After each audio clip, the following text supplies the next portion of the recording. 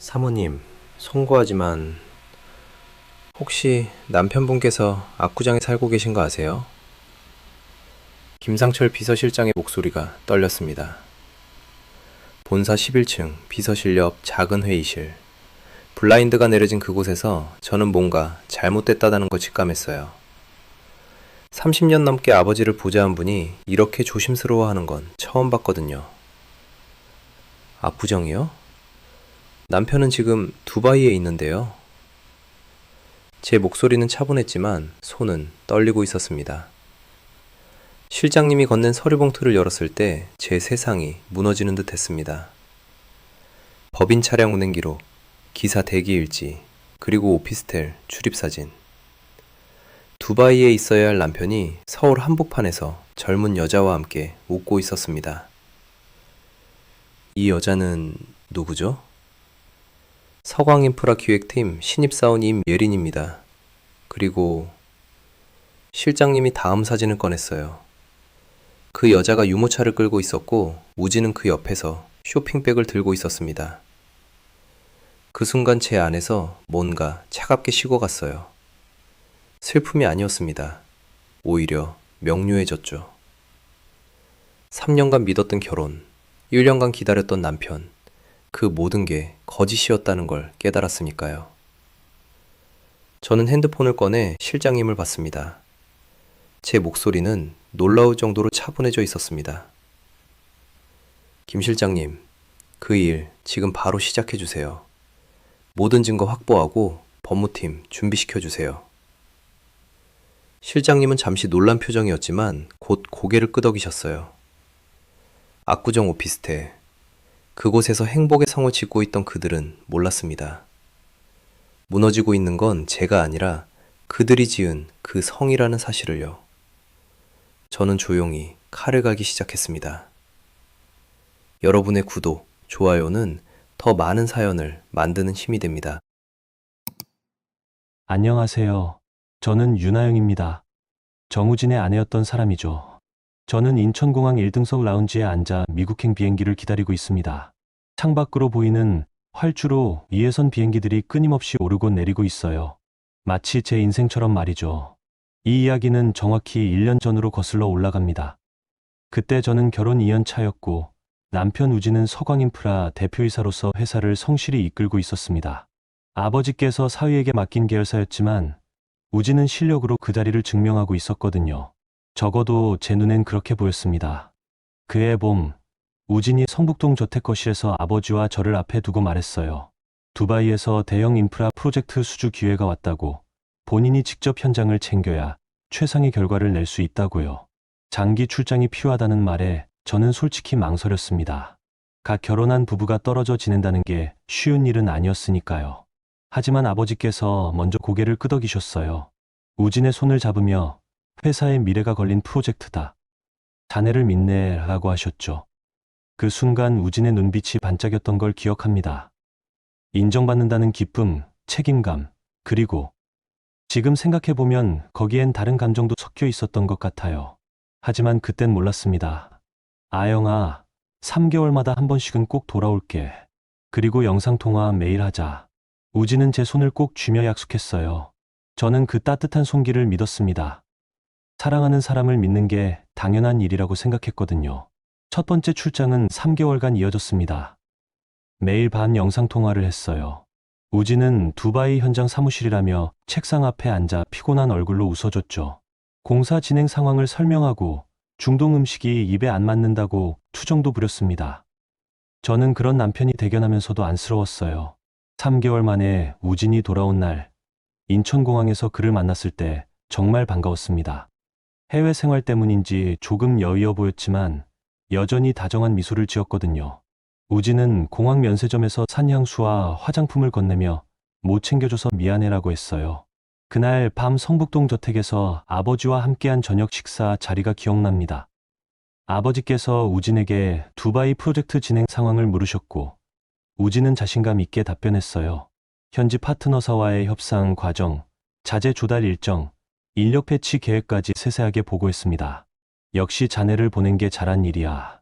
이번 프로젝트가 성공하면 서광그룹의 중동 진출이 본격화될 거네. 아버지의 칭찬에 우진은 겸손하게 웃었지만 저는 그의 어깨가 조금 더 펴지는 걸 느꼈어요. 인정받고 싶어 하는 사람의 모습이었죠. 그때는 그게 자연스러워 보였습니다. 하지만 며칠 뒤 다시 두바이로 떠나야 하는 날, 뭔가 이상한 느낌을 받았어요. 우진이 짐을 싸는 모습을 보는데 평소 쓰던 큰 캐리어가 아니라 작은 여행용 가방만 챙기더라고요. 제가 캐리어는 안 가져가? 라고 물으니까 우진은 현지에 옷 두고 왔어. 이번엔 간편하게 갈래? 라고 답했습니다. 그때는 그냥 넘어갔어요. 의심할 이유가 없었으니까요.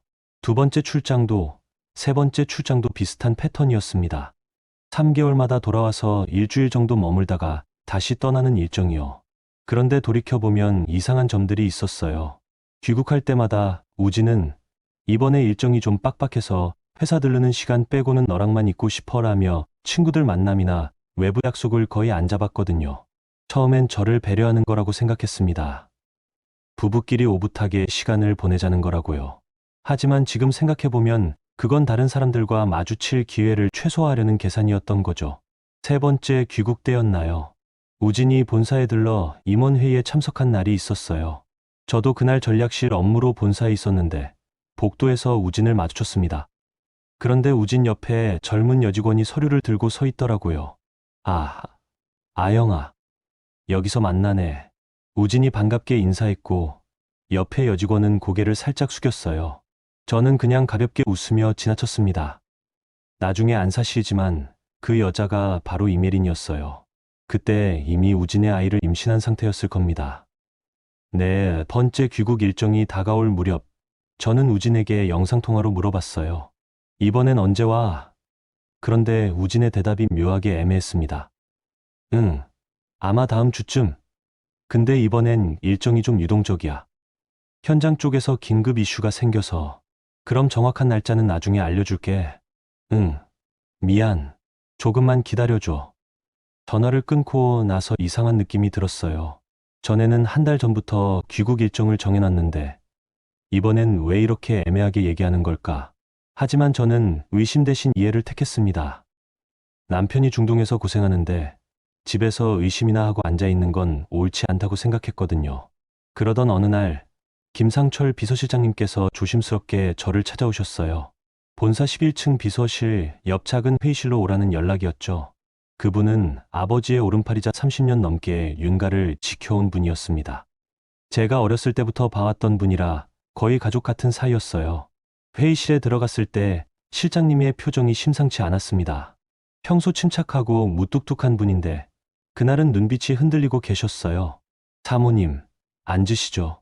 저는 의자에 앉았고 실장님은 잠시 말을 고르시더니 조심스럽게 입을 여셨습니다. 송구하지만 꼭 말씀드려야 할 것이 있습니다. 그 순간 제 심장이 빠르게 뛰기 시작했어요. 뭔가 잘못됐다는 직감이 왔거든요. 사위분께서 압구정 오피스텔에 별도 거처를 마련하신 것으로 파악됩니다. 그 한마디에 제 머릿속이 하얘졌습니다. 압구정 오피스텔, 우진이 두바이에 있는 게 아니라고요? 실장님은 책상 위로 서류 봉투를 조심스럽게 밀었어요. 저는 떨리는 손으로 봉투를 열었습니다. 안에는 법인 차량 운행 기록이 들어있었어요. 우진이 두바이 출장 중이라던 날짜에 서광인프라법인 차량이 압구정동 특정 주소로 이동한 기록이 찍혀 있었습니다. 기사 대기 일지도 있었고요. 그리고 사진도 있었습니다. 오피스텔 현관 앞에서 우진이 젊은 여자와 함께 들어가는 모습이었어요. 여자는 캐주얼한 옷차림에 긴 생머리를 늘어뜨리고 있었고 우진은 편안한 얼굴로 웃고 있었습니다. 마치 집에 돌아온 사람처럼요. 이 여자는 누구죠? 제 목소리가 떨렸지만 최대한 차분하게 물었어요. 실장님은 고개를 더 숙이셨습니다. 서광인프라 기획팀 신입사원 이메린입니다. 2년 전 공채로 입사했고 현재 25세입니다. 신입사원이요? 네. 그리고 사모님, 더 말씀드려야 할 것이 있습니다. 실장님이 다른 사진을 꺼내셨어요. 같은 오피스텔 앞인데 이번엔 그 여자가 유모차를 끌고 있었습니다. 우진은 그 옆에서 쇼핑백을 들고 걷고 있었고요. 그 순간 제 세상이 무너지는 소리가 들렸어요. 아니, 정확히는 아무 소리도 들리지 않았습니다. 귀가 먹먹해지고 눈앞이 흐려졌거든요. 하지만 저는 울지 않았어요. 대신 차갑게 식어갔습니다. 언제부터 파악하셨어요? 2주 전부터입니다. 법인 차량 정산 과정에서 이상한 점을 발견했습니다. 사위분께서 두바이에 계신다는 보고와 실제 차량 운행 기록이 맞지 않았거든요. 회장님은 아세요? 아직 보고 드리지 않았습니다. 사모님께 먼저 말씀드려야 한다고 판단했습니다. 저는 고개를 끄덕였어요. 실장님은 저를 어렸을 때부터 봐왔기 때문에 아버지보다 먼저 제게 알려주신 거겠죠. 저는 서류와 사진을 다시 봉투에 넣으며 말했습니다. 실장님, 이 일은 아무에게도 말씀하지 마세요. 특히 회장님께는요. 하지만 사모님, 제가 직접 확인하고 판단하겠습니다. 그러니까 조금만 시간을 주세요. 실장님은 걱정스러운 얼굴로 저를 바라보셨지만 결국 고개를 끄덕이셨어요. 저는 봉투를 가방에 넣고 회의실을 나왔습니다. 복도를 걸으면서도 다리가 휘청거렸지만 절대 넘어지지 않았어요. 윤하영은 무너지지 않습니다. 그날 밤 우진에게서 영상통화가 왔어요. 평소처럼 두바이 현장 사무실이라는 곳에서 걸려온 전화였죠. 아영아, 오늘 하루 어땠어? 우진은 피곤한 얼굴로 웃으며 물었습니다. 저는 최대한 평소처럼 대답했어요. 응, 괜찮았어. 오빠는? 나. 오늘 현장 미팅이 길어져서 좀 힘들었어. 당분간 더 바빠질 것 같아. 그래? 다음 귀국 일정은 언제쯤이야? 응. 아직 확실하지 않아. 이번에 공정이 좀 밀려서 말이야. 조금 더 있어 봐야 할 것 같아. 저는 화면 속 남편의 얼굴을 가만히 들여다봤어요. 거짓말을 하는 사람의 눈빛이 이렇게 자연스러울 수 있다는 게 놀라웠습니다. 3년을 함께 산 사람인데 전혀 몰랐던 거예요. 알겠어. 그럼 일정 나오면 알려줘. 응. 미안해. 사랑해. 나도. 전화를 끊고 나서 저는 어둠 속에 혼자 앉아 있었습니다. 눈물이 나올 것 같았지만 나오지 않았어요. 대신 머릿속이 빠르게 돌아갔습니다. 지금 당장 남편을 다그칠 수도 있었지만 그건 현명한 방법이 아니었어요. 더 확실한 증거가 필요했고 정확한 상황 파악이 필요했습니다. 저는 핸드폰을 들고 대학 동기이자 절친인 이혜진에게 전화를 걸었어요. 혜진은 지금 대형 로펌의 파트너 변호사로 일하고 있었거든요. 혜진아, 나야. 지금 시간 돼? 응. 무슨 일인데? 목소리가 이상한데? 만나서 얘기할게. 내일 점심 괜찮아? 다음날 혜진을 만나 모든 걸 얘기했습니다. 혜진은 차분하게 제 이야기를 듣더니 냉정하게 말했어요. 아영아, 지금 네가 필요한 건 감정이 아니라 증거야. 내가 아는 사설조사 전문가 있어. 일단 정확한 사실관계부터 파악하자. 그렇게 저는 제 인생에서 가장 차가운 선택을 했습니다. 사랑하는 남편이 아니라 조사 대상으로 그를 바라보기 시작한 거예요. 그리고 그때부터 진짜 지옥이 시작됐습니다. 사설조사 전문가는 생각보다 빨리 움직였습니다. 김상철 실장님이 제공한 기본 정보와 제가 알고 있는 우진의 일정을 취합해서 체계적인 추적에 들어갔어요. 혜진은 제 옆에서 모든 과정을 함께 지켜봐 줬습니다. 일주일 후 조사팀으로부터 첫 보고가 왔어요. 혜진의 법무법인 회의실에서 받은 그 보고서를 펼쳤을 때 저는 손이 떨리는 걸 느꼈습니다. 하지만 끝까지 읽어야 했어요. 보고서에 따르면 우진은 지난 1년간 두바이 출장이라는 명목으로 총 4차례 귀국했는데 실제로는 두바이에서 서울로 오는 게 아니라 처음부터 서울에 머물고 있었다는 겁니다. 압구정동 오피스텔은 1년 반 전에 계약됐고 계약자 명의는 서광인프라 법인이었어요. 회사 자산으로 계약한 거야? 제 목소리가 떨렸습니다. 혜진이 고개를 끄덕였어요. 그래. 명목상으론 임원 숙소로 되어 있어. 하지만 실제로는 개인 용도로 사용하고 있는 거지. 이게 업무상 배임이 될 수 있나? 충분히 될 수 있어. 회사 자산을 사적으로 이용한 거니까. 특히 오피스텔 관리비, 공과금까지 전부 법인카드로 결제되고 있어. 저는 보고서를 계속 넘겼습니다. 그리고 그 뒷장에서 더 충격적인 내용을 발견했어요. 이메린이라는 여자의 프로필이었습니다. 25세 서광인프라 기획팀 소속, 2년 전 공채로 입사했고 입사 6개월 만에 전략기획팀으로 발령됐어요. 보통 신입사원이 그렇게 빨리 핵심 부서로 가는 건 이례적인 일이었죠. 그리고 1년 반 전부터 우진의 특별 프로젝트 보조 업무를 맡았다는 기록이 있었습니다. 특별 프로젝트라. 혜진이 씁쓸하게 웃었어요. 아영아, 이건 거의 확실해. 네, 남편은 회사 직위를 이용해서 그 여자에게 특혜를 준 거야. 그리고 혜진이 다음 페이지를 넘겼습니다. 거기에는 건강보험 자격득 실확인서가 첨부되어 있었어요. 이메리는 7개월 전에 출산휴가를 신청했고 6개월 전에 복직한 기록이 있었습니다. 아이를 낳았다는 거네요. 제 목소리는 놀라울 정도로 차분했어요. 혜진이 제 손을 잡았습니다. 아영아, 괜찮아? 괜찮을 리가 없죠. 하지만 지금 무너지면 안 되잖아요. 저는 고개를 들고 혜진을 똑바로 봤어요. 더 확인해야 할 게 있어요. 그 아이가 정말 우진의 아이인지, 그리고 우진이 그 사실을 알고 있는지. DNA 검사는 쉽지 않을 거야. 법적 절차 없이는. 알아요. 하지만 다른 방법이 있을 거예요. 일단 계속 추적하는 거죠. 혜진은 저를 걱정스럽게 바라봤지만 결국 고개를 끄덕였어요. 조사는 계속됐습니다. 그로부터 며칠 후 또 다른 보고가 왔어요. 이번엔 우진의 다음 귀국 일정에 맞춰서 집중 추적을 했다고 했습니다. 우진은 제게 이번 주 금요일에 서울 들어간다고 말했었거든요. 금요일 오전 저는 평소처럼 본사에 출근했어요. 우진이 인천공항에 도착한다는 시각에 맞춰서 제가 마중 나가겠다고 했는데 우진은 아니야, 피곤할 것 같아서 기사한테 부탁했어. 바로 집으로 갈게라고 했습니다. 하지만 조사팀의 보고는 달랐어요. 우진은 인천공항이 아니라 압구정 오피스텔에서 나왔습니다. 그리고 서강인프라 법인 차량을 타고 본사로 이동했어요. 저는 그 보고를 받고 회의실에서 혼자 앉아 있었습니다. 이제 의심의 여지가 없었어요. 우진은 두바이에 있는 게 아니라 서울에 있었고 압구정 오피스텔에서 다른 여자, 그리고 그 여자의 아이와 함께 살고 있었던 겁니다. 그날 저녁 우진이 성북동 저택으로 돌아왔어요. 현관문을 열고 들어서는 모습이 평소와 똑같았습니다. 아영아, 다녀왔어. 우진은 피곤한 척 소파에 앉으며 넥타이를 풀었어요. 저는 부엌에서 물을 따라오며 물었습니다. 비행기 안 힘들었어? 응, 괜찮았어. 그나저나 오늘 아버님은 안 계셔? 응, 지방 출장 가셨어. 내일 저녁에 오신대. 그래? 그럼 오늘은 우리 둘이네. 우진이 웃으며 제 손을 잡아당겼어요. 저는 그 손을 뿌리치고 싶었지만 참았습니다. 아직 때가 아니었거든요. 오빠, 씻고 와. 저녁 준비할게. 응, 고마워. 우진이 욕실로 들어가고 저는 부엌에 혼자 서 있었어요. 저녁을 준비하면서도 머릿속은 복잡했습니다.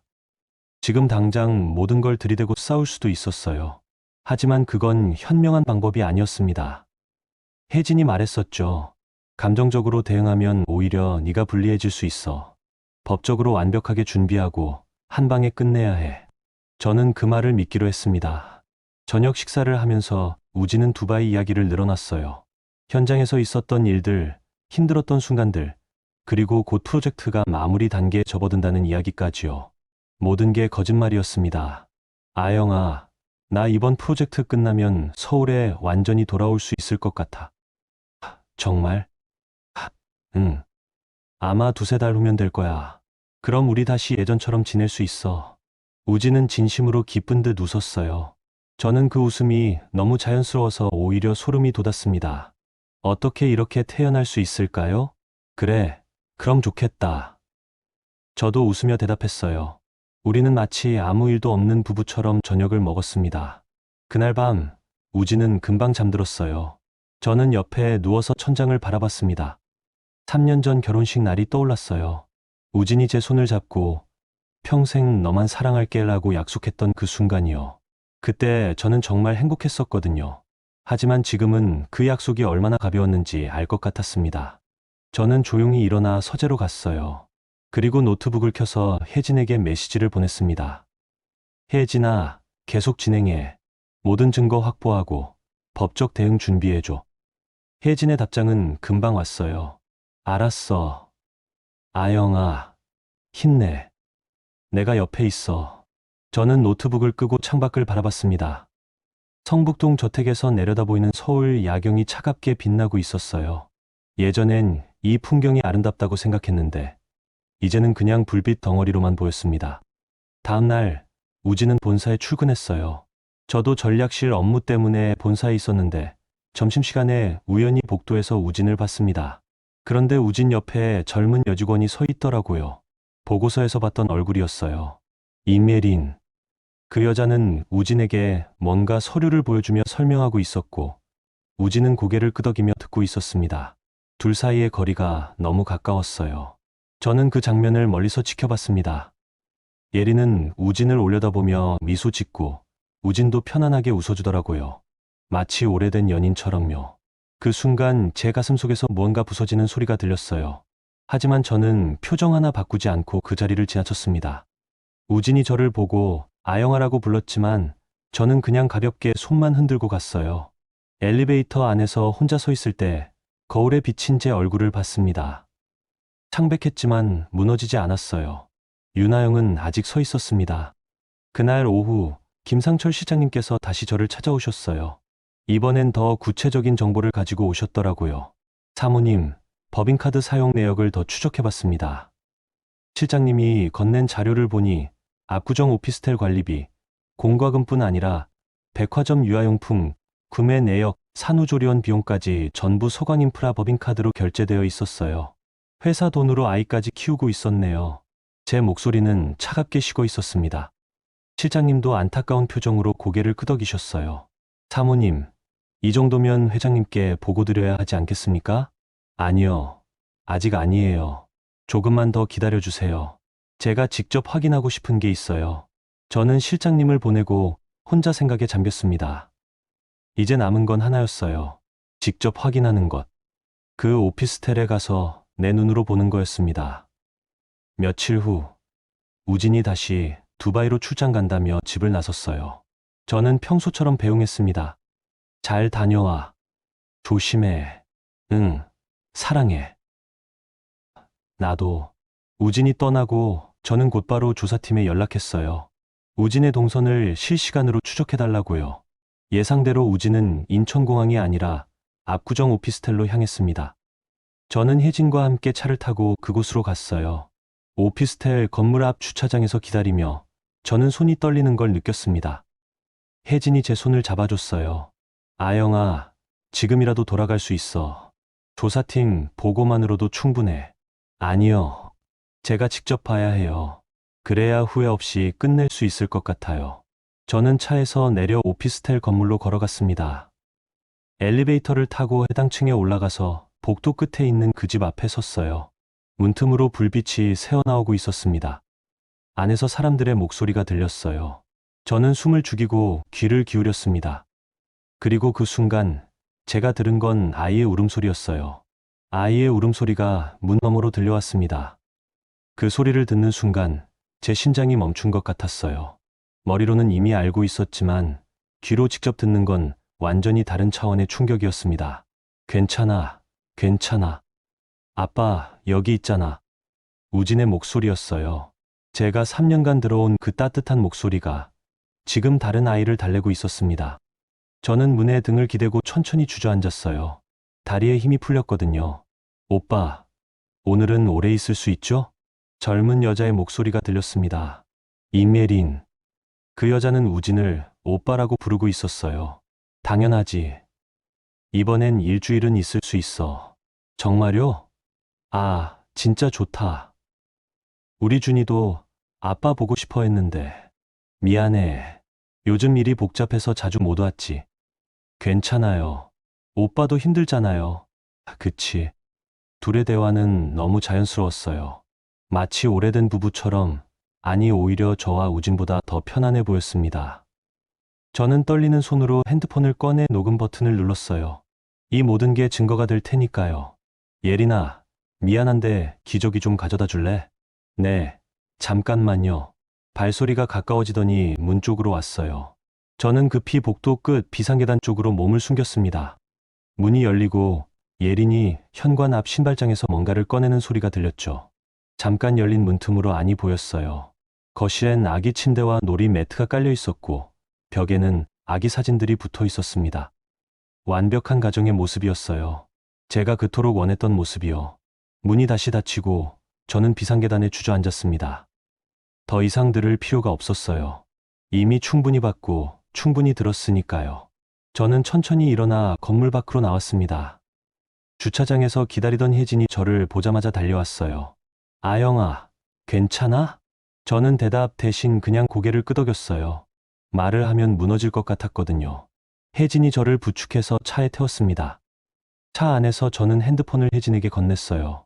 녹음했어요. 다 들어있을 거예요. 혜진이 녹음 파일을 재생했습니다.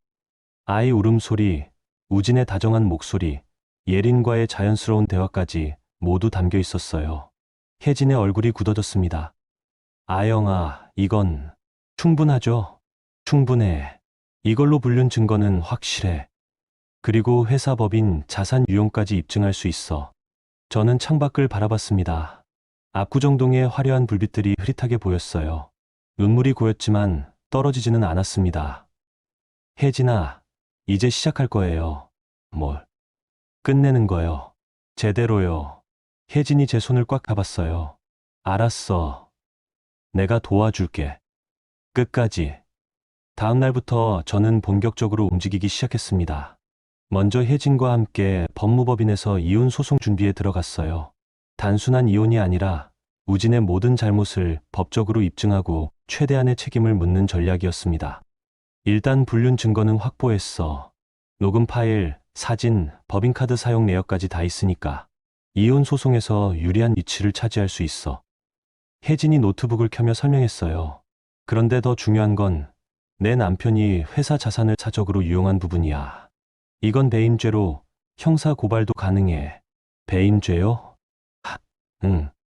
대표이사로서 회사 자산을 개인 용도로 사용했으니까 오피스텔 임차료, 관리비, 생활비까지 전부 법인 돈으로 썼잖아. 이건 명백한 배임이야. 저는 고개를 끄덕였어요. 우진을 단순히 바람핀 남편으로만 끝낼 생각이 없었습니다. 그는 회사 대표로서 장인의 신뢰를 배신한 사람으로서 모든 책임을 져야 했어요. 그리고 한 가지 더. 혜진이 조심스럽게 말했어요. 이메린, 그 여자도 문제가 될 수 있어. 대표와 부적절한 관계를 맺으면서 인사상 특혜를 받았다면 이것도 문제거든. 특혜요? 응. 신입사원이 6개월 만에 전략기획팀으로 발령받는 건 이례적이야. 게다가 대표 직속 프로젝트에 배치된 것도 그렇고 조사해보면 더 나올 거야. 저는 잠시 생각에 잠겼습니다. 예린이라는 여자도 피해자일 수도 있었어요. 하지만 녹음 파일 속 그녀의 목소리는 전혀 피해자 같지 않았습니다. 오히려 당당했고 자신의 위치를 확신하고 있었어요. 혜진아, 모든 걸 다 조사해줘. 예린이 회사에서 받은 모든 혜택, 우진과의 관계가 시작된 시점, 임신과 출산 과정에서 회사 복지를 어떻게 이용했는지까지요. 알았어. 인사팀 기록이랑 급여 명세서, 복지 사용 내역까지 다 확보할게. 며칠 후 혜진으로부터 추가 보고가 왔어요. 예상보다 더 많은 문제점이 드러났습니다. 이메리는 입사 1년 차에 파격적인 보너스를 받았고 2년 차엔 대리로 승진했어요. 보통 34년 걸리는 승진을 2년 만에 한 겁니다. 그리고 출산휴가와 육아휴직을 합쳐서 거의 8개월을 쉬었는데도 복직 후 바로 팀장급 프로젝트에 투입됐더라고요. 이건 명백한 특혜야. 다른 직원들은 절대 받을 수 없는 대우거든. 혜진의 말에 저는 쓴웃음을 지었어요. 우진은 회사 돈으로 내연녀를 키우고 회사 인사 시스템까지 왜곡시킨 거였습니다. 그리고 아영아, 더 중요한 게 있어. 혜진이 서류 하나를 꺼냈어요. 이메린의 출산 시기를 역산해보니까 임신한 시점이 내 남편이랑 결혼한 지 1년쯤 된 때야. 1년. 응. 그러니까 결혼 초기부터 이미 관계가 있었다는 거지. 그 말을 듣는 순간 제 안에 남아있던 마지막 희망마저 사라졌어요. 혹시 우진이 외로움에 실수한 건 아닐까, 뒤늦게 잘못을 깨달을 수도 있지 않을까 하는 기대요. 하지만 결혼 1년 차부터 다른 여자와 관계를 맺었다면 그건 실수가 아니라 선택이었습니다. 알겠어요. 계속 진행해줘. 저는 혜진에게 고개를 끄덕이고 다음 단계로 넘어갔습니다. 이제 아버지께 모든 걸 말씀드릴 때가 왔어요. 그날 저녁 저는 성북동 저택 아버지 서재로 갔습니다. 아버지는 책을 읽고 계셨는데 제 표정을 보시더니 책을 덮으셨어요. 아영아, 무슨 일이냐? 아버지, 말씀드릴 게 있어요. 저는 준비해온 서류 봉투를 책상 위에 올려놓았습니다. 아버지는 의아한 표정으로 봉투를 여셨어요. 그리고 안에 든 서류들을 하나하나 확인하기 시작하셨죠. 사진, 녹음 파일 텍스트, 법인카드 사용 내역, 차량 운행 기록, 인사 특혜 정황까지 모든 증거가 그 안에 들어 있었습니다. 아버지의 얼굴이 점점 굳어갔어요. 이게 대체 무슨... 우진 오빠가 1년 반 전부터 회사 직원과 내연 관계를 맺고 회사 자산으로 별도 가정을 꾸렸습니다. 아이도 낳았고요. 제 목소리는 담담했지만 아버지는 서류를 내려놓지 못하셨어요. 손이 떨리고 계셨습니다. 두바이 출장이라던 건 거짓말이었어요. 처음부터 서울에 있었습니다. 압구정 오피스텔에서요. 아버지는 한동안 말씀을 하지 못하셨어요. 그러다가 천천히 입을 여셨습니다. 아영아, 넌 괜찮으냐? 그 질문에 저는 처음으로 눈물이 고이는 걸 느꼈어요. 하지만 참았습니다. 괜찮아요. 이미 결심했어요. 무슨 결심을? 끝낼 거예요. 모든 거요. 그리고 다시는 누구에게도 제 가치를 의존하지 않을 거예요. 아버지는 제 눈을 오래 들여다보셨어요.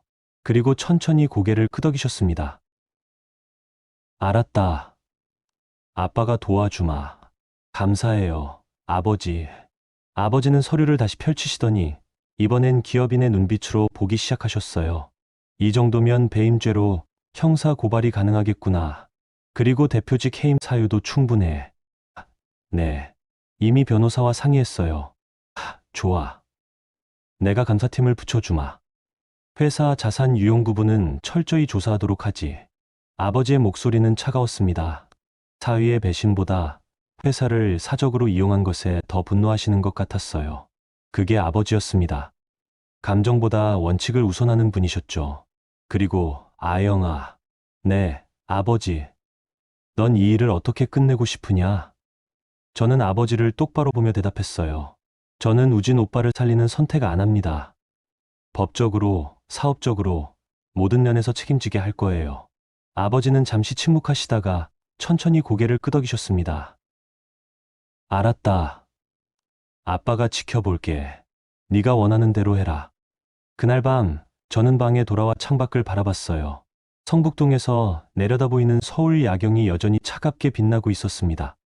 하지만 이제 저는 그 불빛들이 두렵지 않았어요. 다음 날부터 본격적인 준비에 들어갔습니다. 아버지는 약속대로 그룹 감사팀을 붙여주셨고 혜진은 법무팀과 함께 소송 전략을 짰어요. 저는 그 모든 과정을 지켜보며 하나하나 확인했습니다. 일주일 후 우진이 다시 집으로 돌아왔어요. 여전히 두바이에서 돌아왔다는 거짓말을 하면서요. 아영아, 다녀왔어. 응, 수고했어. 저는 평소처럼 대답했어요. 우진은 아무것도 모른 채 소파에 앉아 TV를 켰습니다. 저는 부엌에서 그를 바라봤어요. 곧 모든 게 끝날 거라는 걸 알면서도 아직은 평온을 유지해야 했습니다. 며칠 후 김상철 시장님으로부터 연락이 왔어요. 사모님, 다음 주 화요일 이사회가 예정되어 있습니다. 사위분께서 두바이 프로젝트 진행 상황을 보고하실 예정입니다. 알겠습니다, 실장님. 저는 혜진에게 바로 연락했어요. 혜진아, 다음 주 화요일이에요. 알았어. 모든 준비 끝났어. 그날 한 방에 끝내자. 다음 주 화요일. 그날은 정우진의 인생이 완전히 무너지는 날이 될 거였습니다. 그리고 저는 그 모든 걸 지켜볼 준비가 되어 있었어요. 화요일이 다가왔습니다. 그 일주일 동안 저는 평소와 똑같이 생활했어요. 우진과 저녁을 먹고 영상통화를 하고 아무 일 없는 척 웃어주었습니다. 하지만 속으로는 초침이 움직일 때마다 심장이 뛰었어요. 이사회 전날 밤 저는 다시 한번 압구정 오피스텔로 갔습니다. 혼자였어요. 혜진은 말렸지만 저는 가야만 했습니다. 마지막으로 확인하고 싶었거든요. 제가 내리는 결정이 정말 옳은 건지요. 비가 내리는 저녁이었어요. 우산도 없이 오피스텔 건물 앞에 섰습니다. 조사팀 보고에 따르면 우진은 지금 그 집에 있을 거였어요. 두바이 출장 중이라고 말하면서요. 저는 엘리베이터를 타고 해당 층으로 올라갔습니다. 복도를 걸어가는 내내 다리가 떨렸어요. 그 집 앞에 도착했을 때 안에서 소리가 들렸습니다. 아이의 울음소리였어요. 저는 문에 손을 대고 가만히 서 있었습니다. 울음소리가 점점 작아지더니 우진의 목소리가 들렸어요. 괜찮아, 괜찮아. 아빠가 안아줄게. 아빠. 우진이 다른 아이를 아빠라는 이름으로 달래고 있었습니다. 제가 아이를 갖지 못했던 3년 동안 우진은 다른 여자와 아이를 만들고 있었던 거예요. 오빠, 오늘 저녁 뭐 먹을래요? 제가 해줄게요. 예린의 목소리가 들렸습니다. 밝고 경쾌한 목소리였어요. 마치 행복한 신혼부부처럼요. 응, 뭐든 좋아. 예린이가 해주는 거면, 에이, 맨날 그렇게 말씀하시면 제가 뭘 해야 할지 모르잖아요. 하하, 그래? 그럼 김치찌개 어때? 우리 아들도 좋아하잖아. 알았어요. 김치찌개 끓일게요. 일상적인 대화였어요. 저와 우진이 나눴던 대화와 똑같은, 아니, 어쩌면 더 편안하고 자연스러운 대화였습니다. 저는 문고리를 잡았어요. 지금 당장 문을 열고 들어가서 모든 걸 끝낼 수도 있었습니다. 나 여기 있어, 남편. 이게 대체 뭐야? 라고 소리치면서요. 하지만 저는 그러지 않았어요. 대신 손을 내렸습니다. 감정적으로 폭발하는 건 우진이 원하는 거였을 테니까요. 저는 더 냉정하게, 더 완벽하게 끝내고 싶었습니다. 문 뒤에서 아이 울음소리가 다시 들렸어요. 이번엔 배고픈 울음소리 같았습니다. 아이고, 우리 준이 배고프구나. 엄마가 우유 줄게. 내가 먹일게. 예린이는 저녁 준비해. 네. 고마워요, 오빠. 저는 뒤돌아섰습니다. 더 이상 들을 필요가 없었어요. 이미 충분히 봤고 충분히 들었으니까요. 엘리베이터를 타고 내려가면서 거울에 비친 제 얼굴을 봤습니다. 눈물이 흐르고 있었어요. 언제부터 흘렀는지도 모르게요. 하지만 저는 그 눈물을 닦지 않았습니다. 마지막 눈물이 될 테니까요. 건물 밖으로 나왔을 때 비가 더 세게 내리고 있었어요. 저는 주차장에 세워둔 차로 걸어갔습니다. 온몸이 비에 젖었지만 신경 쓰이지 않았어요. 차 안에 앉았을 때 저는 처음으로 참았던 감정을 터뜨렸습니다. 핸들을 붙잡고 소리 없이 울었어요. 아니, 울부짖었습니다. 3년간 쌓였던 모든 것들이 한꺼번에 쏟아져 나왔어요. 사랑했던 남편, 믿었던 결혼, 꿈꿨던 미래, 모든 게 거짓이었다는 현실이 저를 짓눌렀습니다. 얼마나 울었는지 모르겠어요. 시간이 얼마나 지났는지도 몰랐습니다. 한참 후 저는 눈물을 닦고 시동을 걸었어요. 백미러로 제 얼굴을 봤습니다. 눈이 퉁퉁 부어 있었지만 이제 더 이상 울지 않을 거라고 다짐했어요. 집으로 돌아가는 길, 핸드폰이 울렸습니다. 우진이었어요. 여보세요? 아영아, 나야. 지금 어디야? 응, 집 가는 중이야. 왜? 아니야. 그냥. 영상통화할 수 있어? 지금은 좀 운전 중이라서 나중에 집 도착하면 할게. 알았어. 조심해서 와. 응. 전화를 끊고 저는 쓴웃음을 지었어요. 우진은 지금 압구정 오피스텔에서 다른 여자, 다른 아이와 함께 있으면서 제게 전화를 한 겁니다. 얼마나 태어날 수 있는 건지 놀라웠어요. 집에 도착했을 때 아버지께서 서재에 계셨어요. 저는 노크를 하고 들어갔습니다. 아버지, 내일 준비 다 됐어요. 아버지는 고개를 끄덕이셨어요. 아영아, 정말 괜찮겠니? 괜찮아요. 이미 결심했어요. 내일 이사회에서 모든 게 공개될 거다. 내 남편은, 아니, 정우진은 대표직에서 해임되고 형사고발까지 당할 거야. 알아요. 그래도 괜찮겠니? 저는 아버지를 똑바로 보며 대답했어요. 괜찮아요. 이미 끝난 사람이에요. 제게는요. 아버지는 한참 저를 바라보시다가 천천히 고개를 끄덕이셨습니다. 알았다. 내일 아빠가 옆에 있어 줄게. 감사해요, 아버지. 그날 밤 저는 우진과 영상통화를 했어요. 우진은 여전히 두바이 현장 사무실이라며 책상 앞에 앉아 있었습니다. 아영아, 내일 이사회 있지? 응, 알아. 긴장되네. 중요한 보고니까 잘할 수 있을 거야. 고마워. 네가 믿어주니까 힘이 나. 저는 화면 속 우진의 얼굴을 가만히 들여다봤어요. 거짓말을 하면서도 전혀 흔들림이 없는 얼굴이었습니다. 어쩌면 우진은 진짜로 두 개의 삶을 사는데 익숙해진 걸까요? 우진 오빠. 응? 내일 잘 마무리하자. 그래, 잘 마무리할게. 사랑해. 나도. 전화를 끊고 저는 핸드폰을 내려놓았어요. 마지막 사랑이었습니다. 내일부터는 다시는 그 말을 하지 않을 테니까요. 다음 날 아침, 저는 일찍 일어나 옷을 차려입었어요. 검은색 정장에 흰 블라우스, 그리고 어머니께서 물려주신 진주 목걸이를 했습니다. 거울 속 제 모습은 차분하고 단정했어요. 본사에 도착했을 때 이미 임원들이 대회의실로 모이고 있었습니다. 저는 전략실장 자격으로 참석할 예정이었어요. 우진은 아직 도착하지 않았습니다. 회의실 뒤편에 혜진이 서 있었어요. 법무법인 대표 자격으로 참석한 거였죠. 혜진이 저를 보고 고개를 끄덕였습니다. 모든 준비가 끝났다는 신호였어요. 10시 정각 우진이 회의실로 들어왔습니다. 자신감 넘치는 표정으로 준비해온 자료를 들고요. 저는 뒤편 자리에 앉아 그를 바라봤습니다. 아버지께서 회의를 시작하셨어요. 자, 그럼 오늘은 정우진 대표의 두바이 프로젝트 진행 상황 보고를 듣도록 하겠습니다. 우진이 일어서서 프레젠테이션을 시작했어요. 두바이 현장의 공사 진행률, 현지 파트너사와의 협력 관계, 향후 일정까지 자세히 설명했습니다. 모든 게 완벽해 보였어요. 임원들도 고개를 끄덕이며 듣고 있었습니다. 우진은 점점 더 자신감 있게 말했어요. 마치 정말로 두바이에서 1년간 고생하며 프로젝트를 이끈 사람처럼요. 하지만 그때 아버지께서 말씀하셨습니다. 잠깐만. 회의실이 조용해졌어요. 우진이 의아한 표정으로 아버지를 봤습니다. 네, 회장님.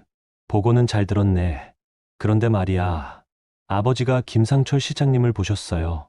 실장님이 고개를 끄덕이고 회의실 문을 열었습니다. 그룹 감사팀 직원들이 서류 박스를 들고 들어왔어요. 우진의 얼굴이 굳어졌습니다. 이건 무슨... 정 대표, 감사팀에서 조사한 결과를 보고받았네. 아버지의 목소리는 차가웠습니다. 감사팀장이 일어서서 보고를 시작했어요. 정우진 대표께서 지난 1년간 두바이 상주 출장이라는 명목으로 보고한 일정과 실제 행적에 상당한 차이가 있습니다. 화면에 자료가 띄워졌어요. 법인 차량 운행 기록, 출입국 기록, 법인카드 사용 내역이 나란히 정리되어 있었습니다. 정 대표는 두바이에 계신다고 보고하신 날짜에 실제로는 서울 압구정동 소재 오피스텔에 거주하신 것으로 확인됩니다.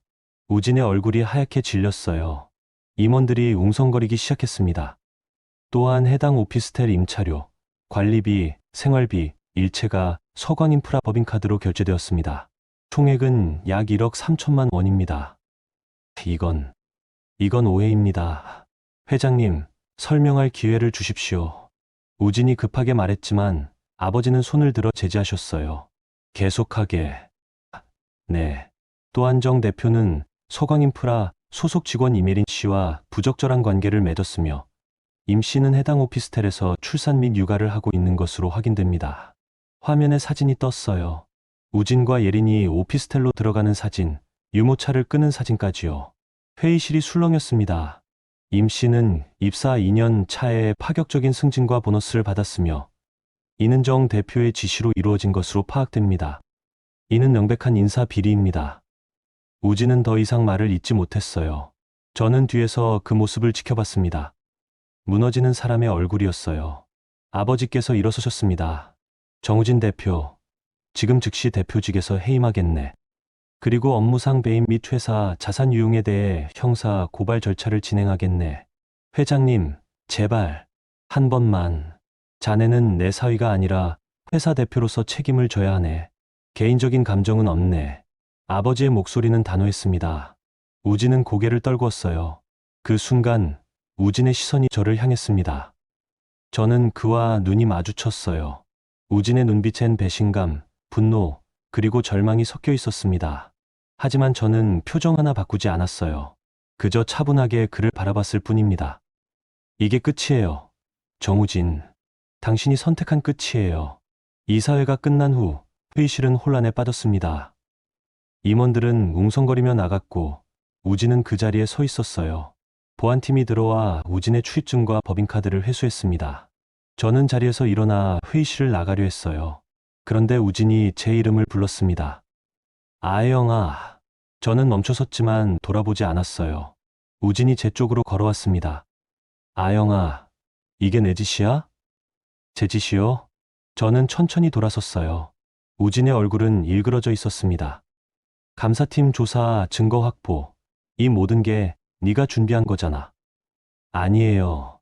전 그냥 사실을 확인했을 뿐이에요. 사실, 네가 뭘 안다고. 압구정 오피스텔, 이메린 씨, 그리고 주니어. 다 알아요. 우진의 얼굴이 창백해졌어요. 제가 아이의 이름까지 아는 걸 눈치챈 거죠. 아영아, 설명할게. 이건 오해야. 오해요? 1년 반 동안 다른 여자랑 아이까지 만든 게 오해예요? 제 목소리는 차갑게 식어 있었습니다. 우진이 제 손을 잡으려 했지만 저는 뿌리쳤어요. 저한테 손대지 마세요. 이제 남이에요. 아영아, 제발. 한 번만 기회를. 기회요? 오빠는 3년간 매일 기회가 있었어요. 진실을 말할 기회가요. 근데 오빠는 매번 거짓말을 택했죠. 저는 우진을 뒤로 하고 회의실을 나왔습니다. 복도에서 혜진이 기다리고 있었어요. 아영아, 괜찮아? 응, 괜찮아. 이제 이혼 소송 절차 진행할게. 오늘 이사회 회의록이 증거로 쓰일 거야. 알았어. 고마워. 혜진아. 저는 전략실로 돌아왔어요. 동료들이 저를 보며 조심스러운 눈빛을 보냈지만 저는 신경 쓰지 않았습니다. 오히려 업무에 집중하려고 노력했어요. 하지만 집중이 되지 않았습니다. 머릿속에선 계속 우진의 얼굴이 떠올랐어요. 이사회에서 무너지던 그 표정, 저를 부르던 목소리. 그런데 이상했어요. 제 마음이 아프지 않았거든요. 저녁 무렵 아버지께서 저를 부르셨습니다. 회장실로 올라가니 아버지는 창밖을 바라보고 계셨어요. 아버지, 아영아, 앉아라. 저는 소파에 앉았어요. 아버지가 돌아서서 저를 보셨습니다. 오늘 힘들었지? 아니에요. 괜찮아요. 거짓말하지 마라. 아빠가 다 알아. 아버지는 제 옆에 앉으시며 손을 잡아주셨어요. 그 따뜻한 손길에 저는 참았던 눈물이 다시 나올 것 같았습니다. 아영아, 아빠가 미안하다. 왜요? 내가 우진이를 제대로 보지 못했어. 사위감으로 괜찮다고 생각했는데 사람을 잘못 봤구나. 아니에요, 아버지. 저도 속았어요. 3년 동안요. 그래도 아빠가 더 신경 썼어야 했는데. 아버지는 한숨을 쉬셨어요. 그리고 저를 똑바로 보시며 말씀하셨습니다. 아영아, 이제 내 인생을 어떻게 살고 싶으냐? 모르겠어요. 아직은요. 그럼 아빠가 제안 하나 할게. 무슨 제안이요? 미국에 가서 공부하는 건 어때? MBA 과정 말이야. 저는 놀라서 아버지를 봤어요. MBA요? 그래. 넌 경영학 전공했고 회사 업무도 잘 알잖아. 좀 더 체계적으로 배우고 와서 진짜 이 회사를 이끌 준비를 하는 거야. 아버지, 그럼 저를, 응, 아빠의 후계자로 키우고 싶다. 정식으로 말이야. 저는 할 말을 잃었어요. 아버지는 항상 제가 여자라는 이유로 경영 일선에 나서는 걸 조심스러워 하셨거든요. 하지만 지금 정식으로 후계자라고 말씀하시는 겁니다. 아버지, 넌 충분히 자격이 있어. 오늘 너한테서 봤어. 흔들리지 않고, 감정에 휘둘리지 않고 정확하게 판단하는 모습을. 그게 경영자가 가져야 할 자질이야. 아버지의 말씀에 저는 눈물이 났어요. 이번엔 슬픔이 아니라 뭔가 다른 감정이었습니다. 생각해봐라. 급할 건 없어. 이혼 절차 마무리하고 마음 정리되면 결정해도 돼. 감사해요, 아버지. 고맙긴. 아빠가 더 고맙지. 이렇게 강한 딸을 둬서 아버지는 제 머리를 쓰다듬어 주셨어요. 어렸을 때처럼요. 저는 아버지 품에 안겨 한참을 울었습니다. 그날 밤 성북동 저택으로 돌아왔을 때 우진은 없었어요. 짐도 다 가져갔더라고요. 아마 다시 압구정 오피스텔로 갔겠죠. 이제 그곳이 우진의 집이 될 테니까요. 저는 우진과 함께 썼던 침실에 들어갔습니다. 3년간의 흔적들이 남아 있었어요. 결혼식 사진, 우진이 선물했던 액자, 함께 여행 갔을 때 산 기념품들. 하나하나 치우기 시작했어요. 사진은 서랍 깊숙이 넣고 선물들은 박스에 담았습니다. 그렇게 정리하다 보니 방이 텅 비어버렸어요. 하지만 이상하게 속이 후련했습니다. 마치 무거운 짐을 내려놓은 것 같았어요. 다음 날부터 본격적인 법적 절차가 시작됐습니다. 혜진이 이혼 소송을 제기했고 동시에 아버지는 우진을 업무상 배임죄로 형사고발했어요. 우진 측에서도 변호사를 선임했지만 증거가 너무 명확했습니다. 법인카드 사용 내역, 차량 운행 기록, 오피스텔, 임차 계약서, 녹음 파일까지 모든 게 우진에게 불리했어요. 일주일 후 우진이 저를 만나자고 연락해 왔습니다. 혜진은 만나지 말라고 했지만 저는 가기로 했어요. 마지막으로 할 말이 있을 것 같았거든요. 약속 장소는 서초동의 작은 카페였어요. 우진은 이미 와 있었습니다. 많이 수척해진 모습이었어요. 왔구나. 네. 저는 우진 맞은편에 앉았어요. 우진이 커피를 밀어줬지만 저는 손도 대지 않았습니다. 아영아, 나 정말 미안해. 미안하다고요? 응, 진짜 미안해. 너한테 너무 잘못했어. 우진의 목소리는 떨리고 있었어요. 하지만 저는 아무 감정도 느껴지지 않았습니다. 무엇이 미안한데요? 바람핀 것? 아이 만든 것? 회사 돈 쓴 것? 아니면 1년 반 동안 거짓말한 것? 다요. 전부 다 미안해. 그래요. 그럼 됐어요. 저는 일어서려 했어요. 그런데 우진이 제 손을 잡았습니다. 아영아, 한 번만 용서해줘. 다시 시작하자. 다시 시작이요? 저는 우진의 손을 뿌리쳤어요. 오빠, 이미 끝났어요. 우리는요. 아영아, 예린 씨한테 가세요. 그 사람이랑 준이가 기다리고 있을 거예요. 아니야. 나는 저를 뭐요? 사랑해요. 그 말 이제 안 통해요. 저는 가방을 들고 일어섰어요. 우진이 다시 말하려 했지만 저는 듣지 않았습니다. 우진 오빠, 이혼 소송은 제대로 진행될 거예요. 그리고 형사 고발건도요. 변호사 통해서 연락하세요. 아영아. 우진이 제 이름을 불렀지만 저는 돌아보지 않았어요. 카페를 나와 차에 탔습니다. 백미러로 카페를 봤는데 우진이 창가에 서서 저를 바라보고 있었어요. 하지만 저는 시동을 걸고 그 자리를 떠났습니다. 뒤돌아보지 않고요. 혜진에게 전화를 걸었어요.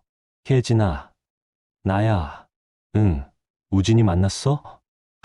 응. 근데 할 말 없더라. 그래. 이제 법대로 하면 돼. 혜진아. 응? 고마워. 네가 없었으면 못 버텼을 거야. 무슨 소리야. 당연한 거지. 넌 내 친구잖아. 전화를 끊고 저는 한강변을 달렸어요. 밤 공기가 차가웠지만 상쾌했습니다. 마치 새로운 시작을 하는 것 같았어요. 집에 돌아와 아버지께 말씀드렸습니다.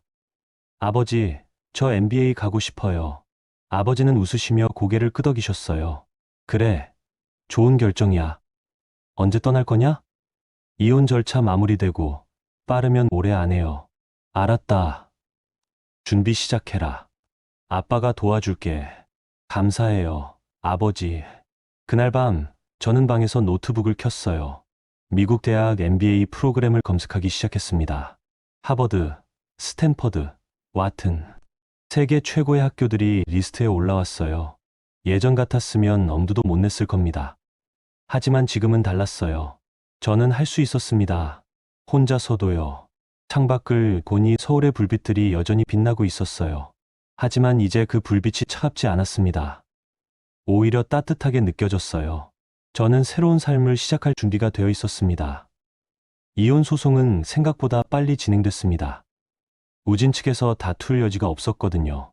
불륜의 증거, 회사 자산 유용의 증거, 모든 게 명확했으니까요. 재판 당일 저는 혜진과 함께 법원에 갔어요. 우진도 와 있었습니다. 변호사와 함께였는데 예리는 보이지 않더라고요. 재판부는 증거 자료들을 검토한 후 명확한 판단을 내렸습니다.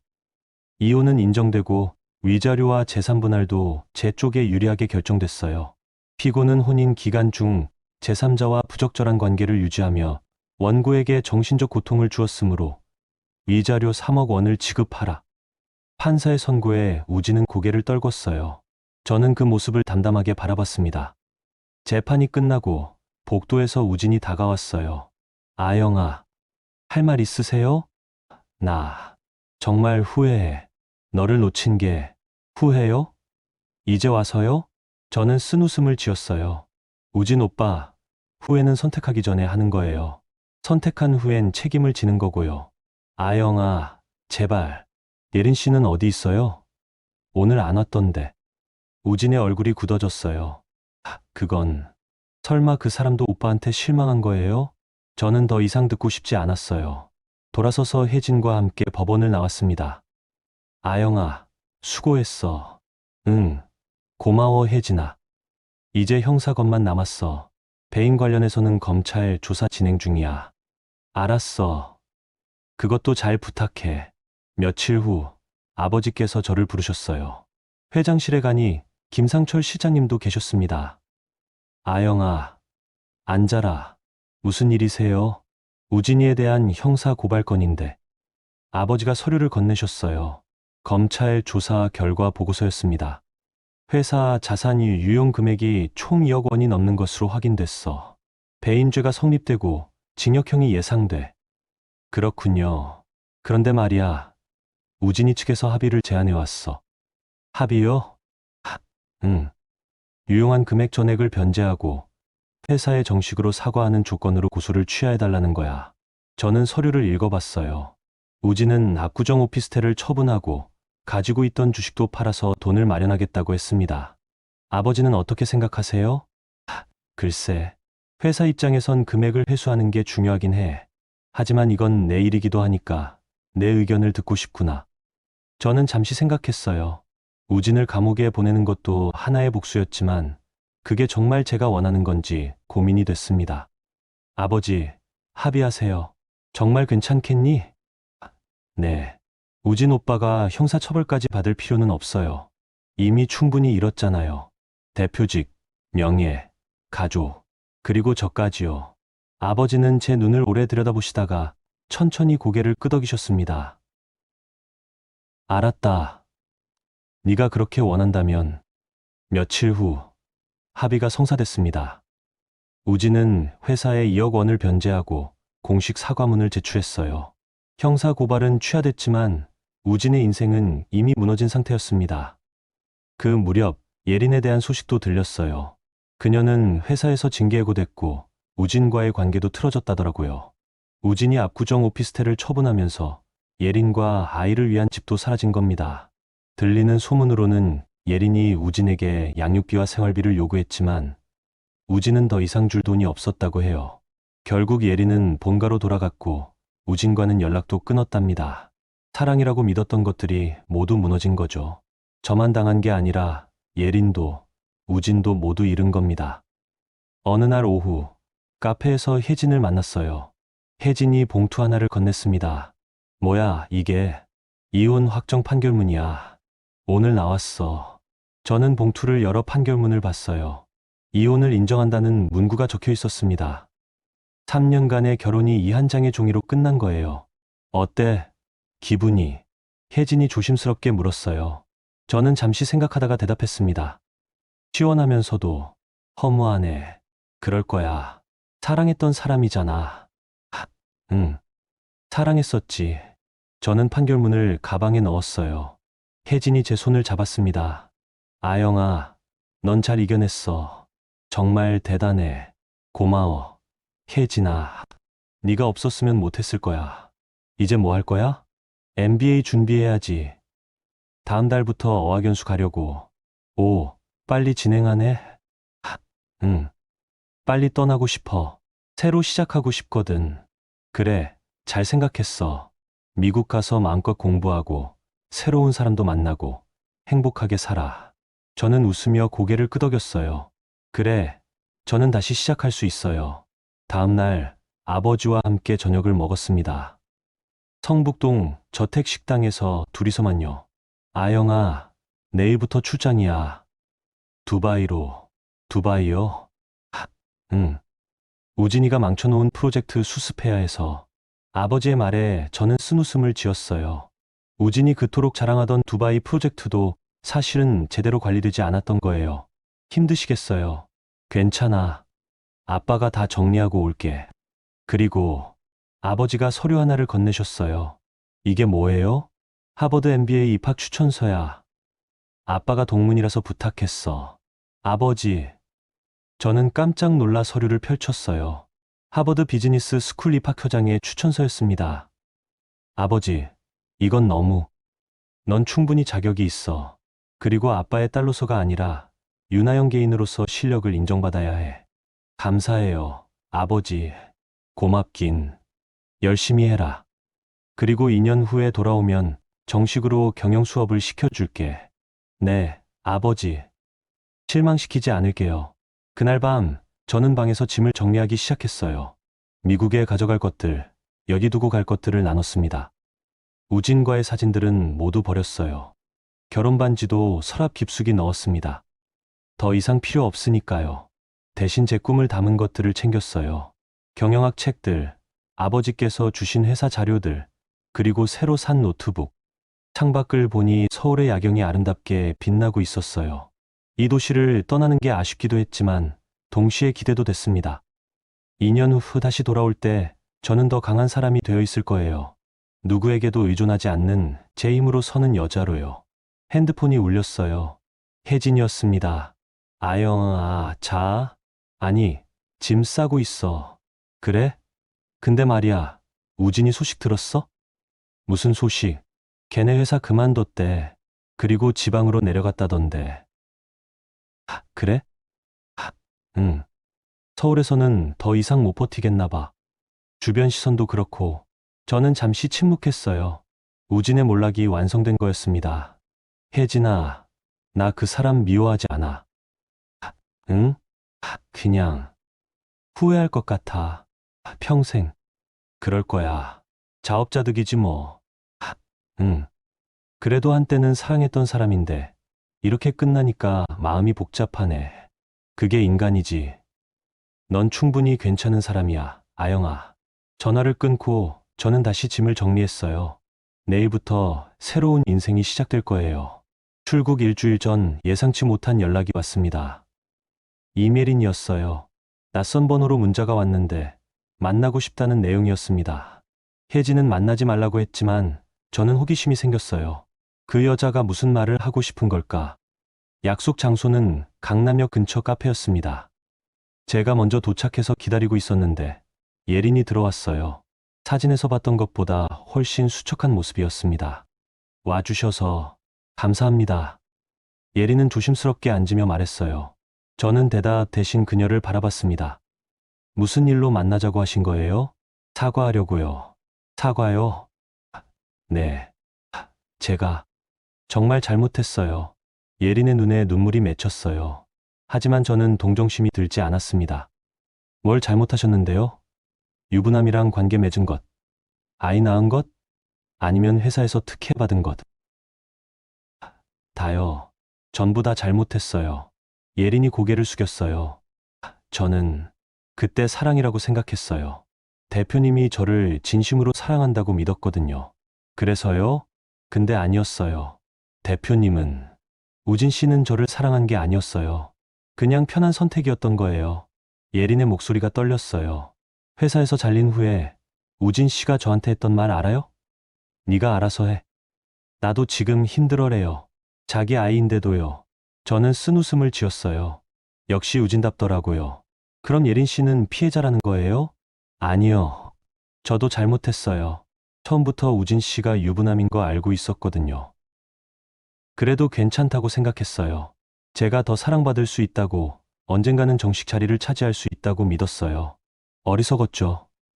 예린이 가방에서 봉투를 꺼냈어요. 이거 받아주세요. 이게 뭐예요? 회사에서 받았던 보너스요. 전액은 아니지만 제가 모을 수 있는 만큼 모았어요. 봉투 안에는 수표가 들어있었어요. 2천만 원이었습니다. 왜 이걸 제게 주는 거예요? 속죄하고 싶어서요. 제가 사모님한테 잘못한 거 알아요. 그래서 조금이라도 보상하고 싶었어요. 저는 수표를 봉투에 다시 넣었어요. 그리고 예린에게 돌려줬습니다. 필요 없어요. 사모님. 예린 씨, 이 돈은 예린 씨 아이 키우는데 쓰세요. 그 아이는 아무 잘못도 없잖아요. 예린이 눈물을 흘렸어요. 사모님, 정말 죄송해요. 제가 너무 잘못했어요. 알아요.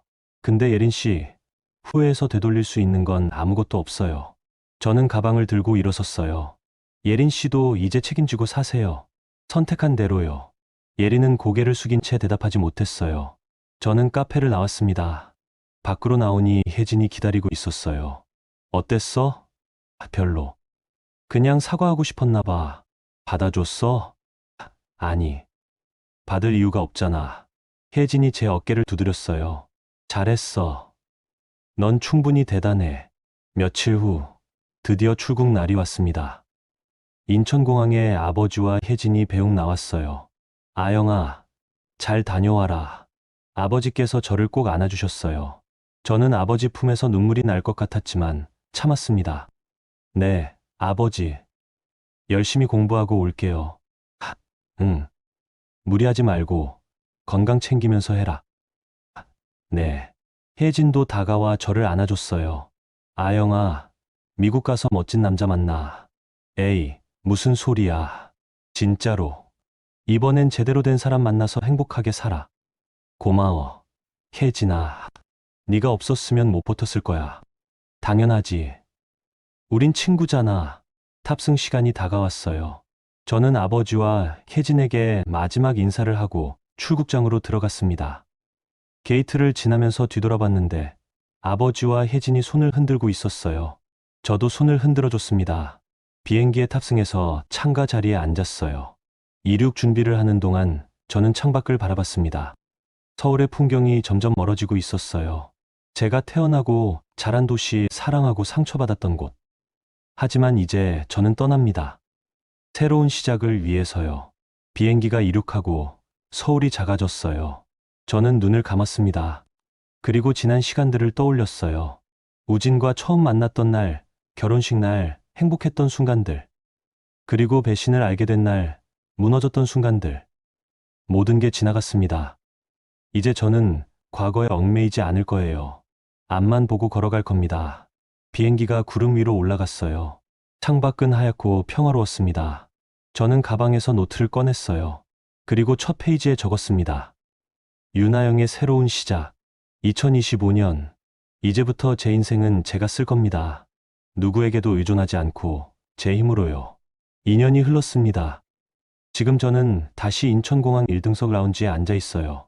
하지만 2년 전과는 다릅니다. 그때는 떠나는 사람이었지만 지금은 돌아오는 사람이니까요. 하버드 MBA 과정은 생각보다 힘들었어요.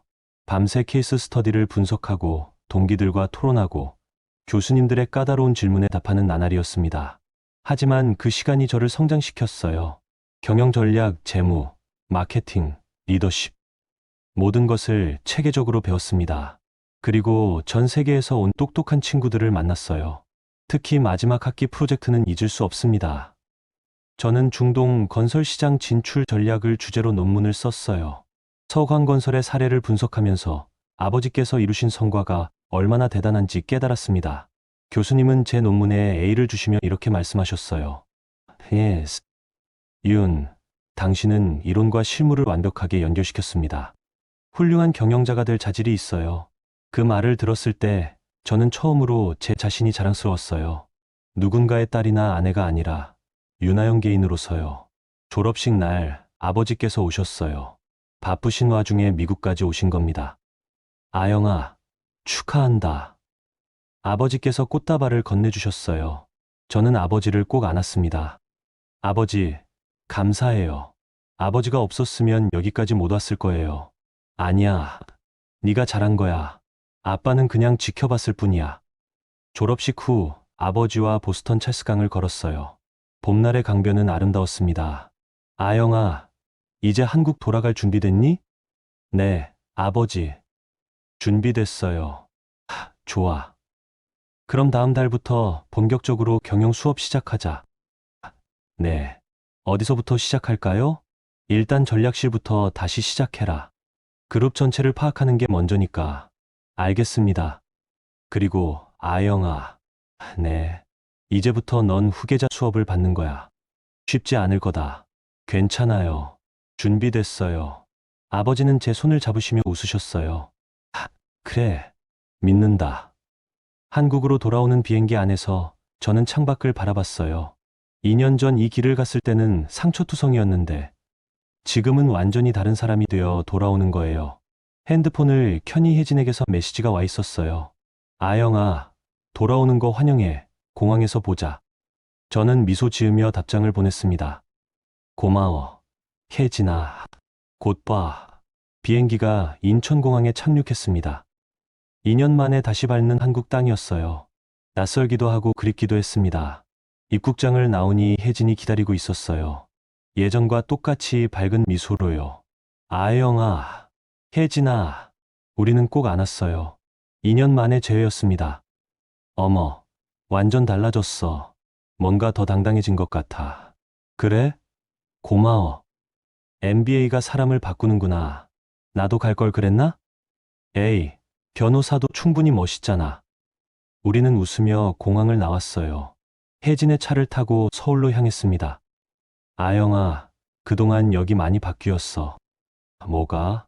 일단 우진이 완전히 사라졌어. 지방에서 작은 일 하면서 산다던데. 그래. 그리고 예린이도 재혼했대. 아이 아빠 찾아줬나 봐. 잘 됐네. 저는 창밖을 바라봤어요. 서울의 풍경이 익숙하면서도 새로웠습니다. 그나저나 아영아, 너 남자친구는 안 사귀었어? 미국에서? 아니. 공부하기 바빴어. 에이, 진짜. 하버드에 멋진 남자들 많다던데. 있긴 했는데 별로 관심 없었어. 왜? 글쎄. 그냥 아직은 제 일에 집중하고 싶었어.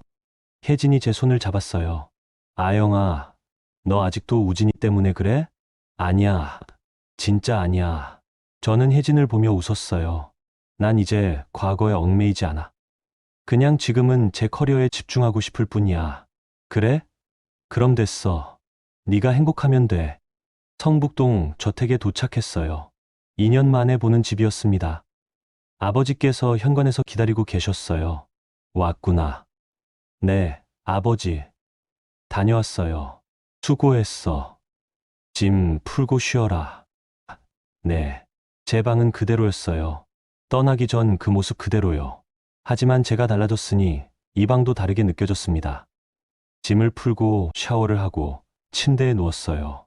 한국의 밤은 조용했습니다. 핸드폰을 보니 아버지께서 보낸 메시지가 있었어요. 내일 오전 10시 회장실로 와라. 중요한 회의가 있다. 저는 답장을 보냈습니다. 네, 알겠습니다. 다음 날 아침 저는 정장을 차려입고 본사로 갔어요. 2년 만에 다시 오는 서광건설 본사였습니다. 로비에 들어서니 직원들이 저를 알아봤어요. 몇몇은 인사를 했고 몇몇은 수군거렸습니다. 저분이 회장님 따님이시잖아. 미국 유학 다녀오셨다며? 이제 경영 일선에 나서시는 건가? 저는 신경 쓰지 않고 엘리베이터를 탔어요. 회장실이 있는 최상층으로 올라갔습니다. 김상철 실장님이 저를 맞아주셨어요. 아가씨, 아니 이제 상무님이라고 불러야겠네요. 오셨습니까? 상무요? 네. 회장님께서 오늘부터 전략실 상무로 임명하셨습니다. 아, 그렇군요. 감사합니다. 실장님. 축하드립니다. 회장님께서 안에 계십니다. 저는 회장실 문을 두드렸어요. 들어와. 아버지께서 책상에 앉아 계셨어요. 그리고 옆에는 임원들이 서 있었습니다. 아영아, 앉아라. 네, 아버지. 아버지께서 서류를 건네셨어요. 오늘부터 넌 전략실 상무야. 그리고 이 프로젝트를 맡아라. 서류를 보니 중동 2차 프로젝트 기획안이라고 적혀 있었어요. 이건 응. 네가 논문으로 썼던 그 전략을 실제로 실행하는 거야. 정말요? 그래. 네가 직접 기획하고 시행하고 책임져라. 이게 내 첫 번째 과제야. 저는 서류를 펼쳐봤어요. 두바이, 사우디, UAE, 중동 전역을 아우르는 대형 프로젝트였습니다. 아버지, 제가 할 수 있을까요? 할 수 있어. 아니, 해야 해. 넌 내 후계자니까. 아버지의 말씀에 저는 고개를 끄덕였어요. 알겠습니다. 최선을 다하겠습니다. 좋아. 그럼 다음 주부터 본격적으로 시작하자. 회의가 끝나고 저는 전략실로 갔어요. 제 자리가 준비되어 있었습니다. 창가 자리였는데 서울 시내가 한눈에 보였어요. 책상 위에는 명함이 놓여 있었어요. 서광건설 전략실 상무 윤하영. 저는 명함을 들고 한참을 봤어요. 이게 제 새로운 시작이구나. 그날 오후 혜진에게서 전화가 왔어요. 아영아, 축하해. 상무 됐다며? 응, 고마워. 대단해. 진짜 자랑스러워. 혜진아, 저녁 같이 먹자. 축하해줘. 좋아. 어디서 볼까? 성북동 저택으로 와. 내가 요리할게. 오, 윤하영 상무님이 직접 요리를 하신다고? 그래. 미국에서 배웠거든. 그날 저녁 혜진과 함께 저녁을 먹었어요. 제가 만든 파스타와 샐러드였습니다. 와, 맛있다. 미국에서 요리도 배웠어? 응. 혼자 살다 보니 자연스럽게. 그나저나 아영아, 너 정말 많이 변했어. 어떻게, 뭐랄까, 더 강해진 것 같아. 예전엔 뭔가 의존적이었는데 지금은 완전히 독립적이야. 저는 와인을 한 모금 마시며 웃었어요. 그래야 했거든. 혼자 서는 법을 배워야 했으니까. 잘했어. 넌 충분히 멋져. 우리는 밤늦게까지 이야기를 나눴어요. 미국에서의 생활, 한국에서의 계획, 그리고 미래에 대해서요. 혜진이 돌아가고 저는 혼자 창밖을 바라봤어요. 성북동에서 내려다 보이는 서울의 야경이 여전히 아름다웠습니다. 2년 전 이 자리에서 울었던 제가 기억났어요. 무너지고 상처받고 절망했던 그때요. 하지만 지금은 다릅니다. 저는 더 이상 누군가의 아내도 피해자도 아니에요. 저는 윤하영이고 서광건설의 상무이며 미래의 경영자입니다. 핸드폰을 꺼내 메모를 적었어요. 윤하영의 새로운 장. 누구에게도 의존하지 않는 삶.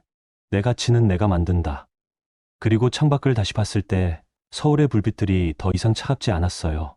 오히려 따뜻하고 희망적으로 보였습니다. 저는 이제 준비됐어요. 새로운 시작을 위해서요. 아버지께서 주신 프로젝트, 제 첫 번째 도전, 그리고 언젠가는